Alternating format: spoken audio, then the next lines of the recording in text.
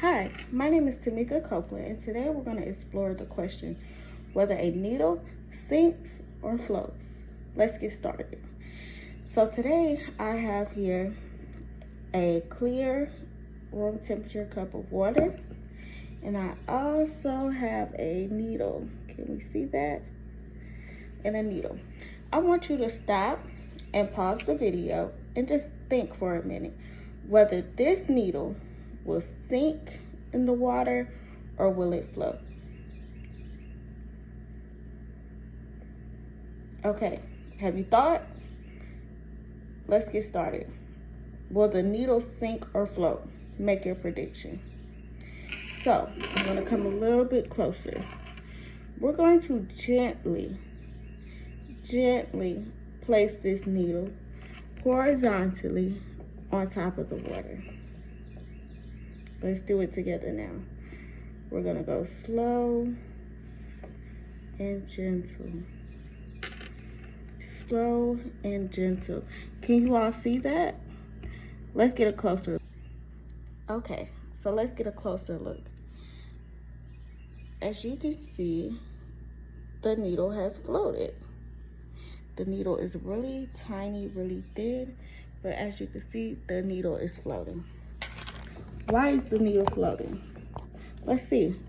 Before we answer that question, I'm going to take the needle out and we're going to do it again. So this time, when I take the needle out, I am not going to gently put it in there, nor am I going to put it in there horizontally. So I'm just going to put the needle in the water like I would put anything else in a cup. Look at that. I don't know if you guys can see very well, but if we get close, the needle is no longer floating in the water. It's at the bottom. And there is a feasible explanation. I want you guys to pause, think for a second, and think, why did the needle the first time float, but the needle the second time sunk? So let's take a minute. Let's think about it. Why did the needle the first time float versus the needle the second time sinking? I'm going to let you guys think for a second, and then we're going to come back together, and I'm going to answer that question for you. All right, guys, we're back. So what did you predict? Why do you think that the needle floated the first time but sank the second time? There's a good explanation why. The reason the needle floats is because the surface tension of the water is caused by molecules of the water sticking together. This surface tension forms a skin on the top layer of the water, which is strong enough to support the weight of the needle.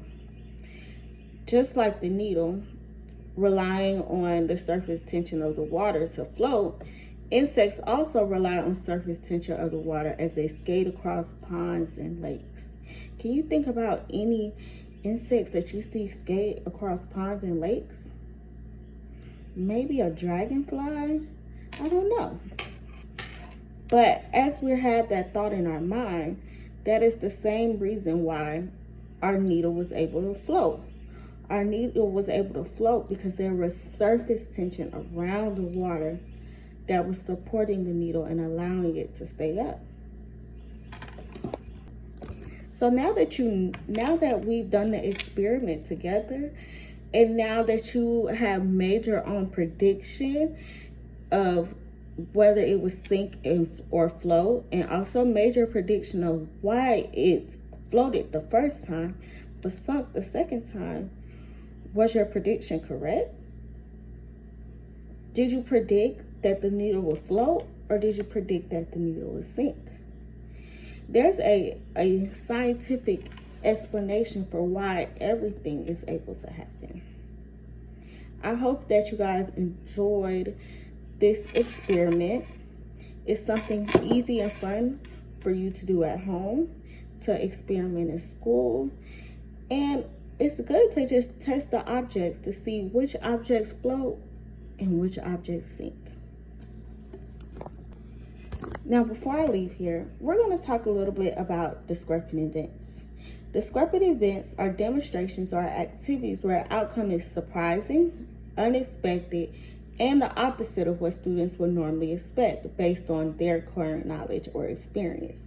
So, just like this needle activity, you probably thought that the needle sunk. It is so small you thought it would just float right to the bottom.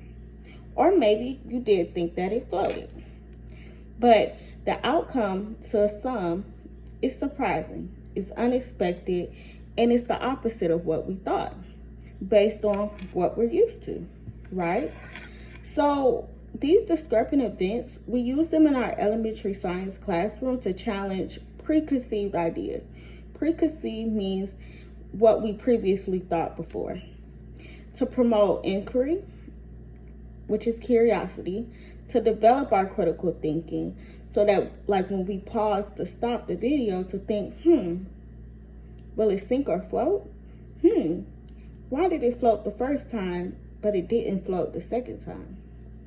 That's our critical thinking. And also to engage students to do hands-on activities so that they can find out for themselves and they can experiment and challenge their own thinking.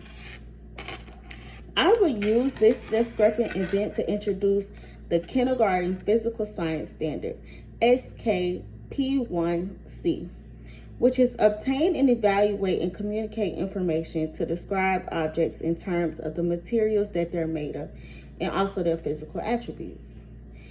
So that means that we would plan and carry out an investigation to predict whether an object, based on their physical attributes, will sink or will it float.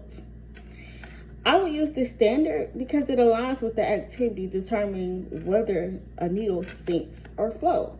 We looked at the needle, we questioned it, will this needle sink or will it float? And after we made our prediction, we experimented. We saw what happens when we put the needle in horizontally and slowly and gently versus what happens when we just drop the needle in the water. The needle needed that surface tension because without it, it just floats down. So I challenge you all to pick some objects around your house, in your classroom, and let's see, do those items sink or do they float? Or do they sink under certain circumstances, or do they float? I thank you for you sticking around to this video. I thank you for doing this experiment with me. I hope you all were able to learn something, and I hope it was interactive and full of information. I hope that you all have a great day, and thank you again for experimenting with me. Bye-bye.